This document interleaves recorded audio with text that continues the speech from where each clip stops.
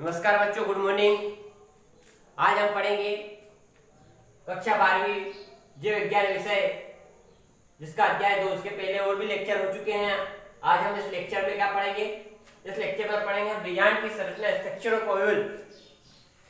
यानी हम बीजांड की संरचना देखेंगे कि बीजांड में क्या क्या चीजें होती हैं और किन किन चीजों से मिलकर बीजांड बनता है।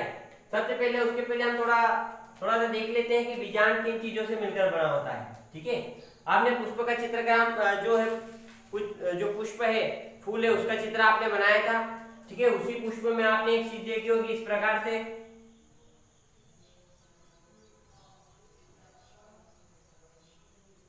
इस प्रकार की संरचना हमने देखी थी।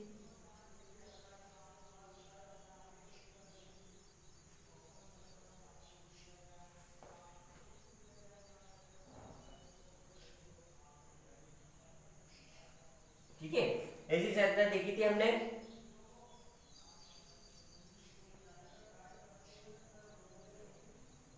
ठीक है, अब ऐसी संरचना में यहां पर हमने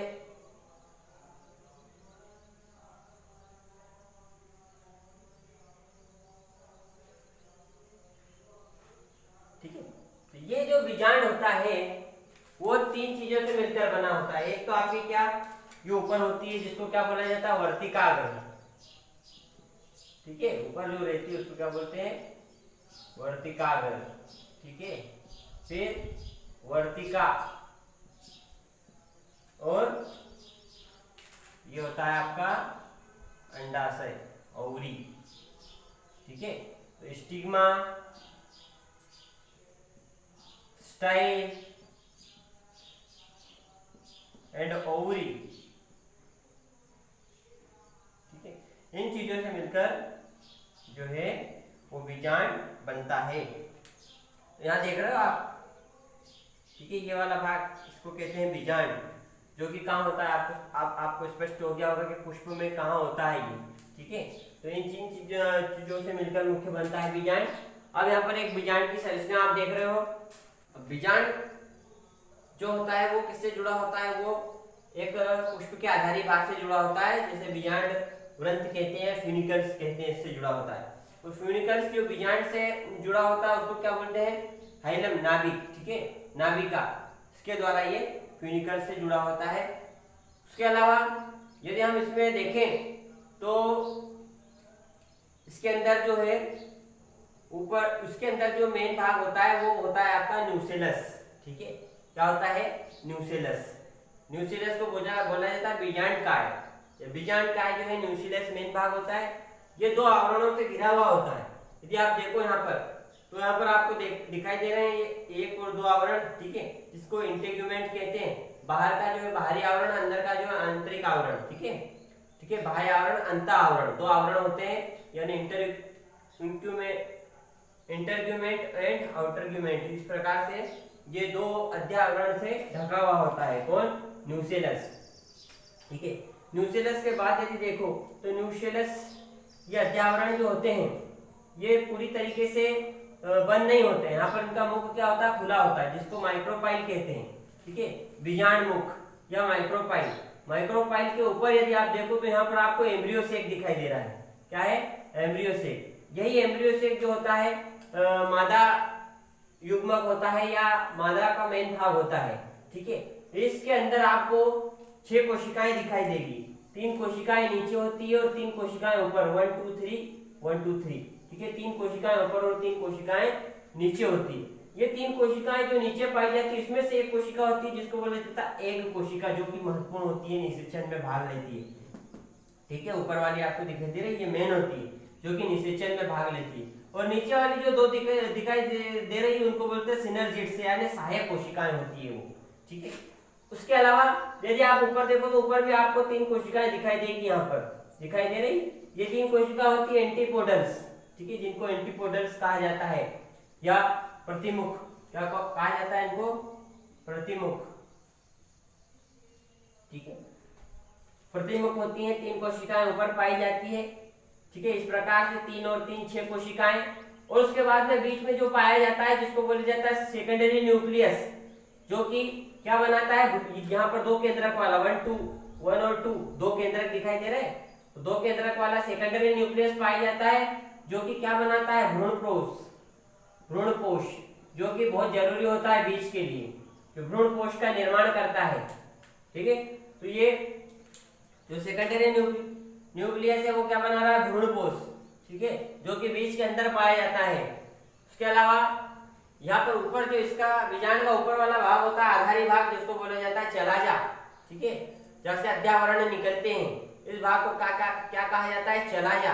ठीक है, तो इस प्रकार से ये एक बीजांड की संरचना होती है, बीजांड की आंतरिक संरचना। ठीक है, इस प्रकार से बीजांड में ये संरचनाएं पाई जाती है। ठीक है, अब ये बीजांड का मुख कई प्रकार से पुष्प के अंदर पाया जाता है। ठीक है, इसका मुख इधर भी हो सकता है, ऊपर भी हो सकता है। ठीक है, कई प्रकार के मुख इसके पाए जाते हैं। किसी किसी बीजांड में यहाँ पर 2 अध्यावरण आपको दिखाई दे रहे हैं। इंटरग्यूमेंट्स कितने दिखाई दे रहे हैं, 2, 1 और 2। बहुत सारे बीजांड के अंदर एक ही इंटरग्यूमेंट्स होते हैं, यानी एक ही आवरण होता है। ठीक है, 2 आवरण नहीं पाए जाते हैं, लेकिन यहाँ पर 2 आवरण है। ठीक है, अब यदि आपको मैं कहूँ कि बीजांड के अंदर जो ये भ्रूणपोष है, इसके अंदर कितनी कोशिकाएं हैं, तो यहाँ पर 1-6 कोशिकाएं हैं, 7 ये 7 हो गई। लेकिन आपकी न्यूक्लियस यदि इसमें देखो केंद्रक कितने, तो 3 और 3 6 और 2 बीच में 8, यानी 8 केंद्रक पाए जाते हैं इसके अंदर, एम्ब्रियो सेक के अंदर। ठीक है, 8 केंद्रक होते हैं एम्ब्रियो सेक के अंदर। ठीक है, और 7 कोशिकाएं हैं, जिसमें से आपकी महत्वपूर्ण कोशिका एक कोशिका होती है। ठीक है, तो इस प्रकार से ये जो है कोशिका प्रजनन में भाग लेती है। आपने देखा था इसके पहले नर युग्मकों भित्त के द्वारा कितने नर युग्मक बन रहे थे, 2 नर युग्मक, फर्स्ट और नर युग्मक सेकंड। अब एक नर युग्मक तो इस एक सेल से फर्टिलाइज हो जाएगा, और जो दूसरा बचा वो इससे होगा। ठीक है, सेकेंडरी न्यूक्लियस से। ठीक है, इस सेकेंडरी न्यूक्लियस से होगा एक नर युग्मक संलयित और एक होगा इससे। इस प्रकार से दोनों नर युग्मक जो है वो यहाँ पर संलयित हो जाते हैं, उनका फर्टिलाइजेशन हो जाता है। इसे डबल फर्टिलाइजेशन कहते हैं। ये आगे डबल फर्टिलाइजेशन क्यों, क्योंकि एक तो इससे मिलेगा एक से और एक इससे मिलेगा, इसलिए इसको क्या बोला जाता है, डबल फर्टिलाइजेशन। ये भी हम पढ़ेंगे आगे डबल फर्टिलाइजेशन को। ठीक है, तो इस प्रकार से ये हमने यहाँ पर एक बीजांड की संरचना देखी, और बीजांड होता कहाँ है वो भी देखा हमने, कहाँ पर होता है। ठीक है, इसके पहले हमने यहाँ से परागकण आते हैं। ठीक है, वो पोलन ट्यूब है, वो पोलन ट्यूब इस वर्तिकाग्र के सहारे बढ़ती यहाँ से घूमती हुई यहाँ पर आ जाती है, और ये फिर वो जो नर युग्मक जो बना हुआ था, नर युग्मक फर्स्ट सेकंड 2 नर युग्मक बनते हैं। ठीक है, मेल गैमेट्स वो यहाँ पर आ जाते हैं, और यहाँ पर आकर इसके अंदर आकर निषेचन की प्रक्रिया को संपन्न करते हैं।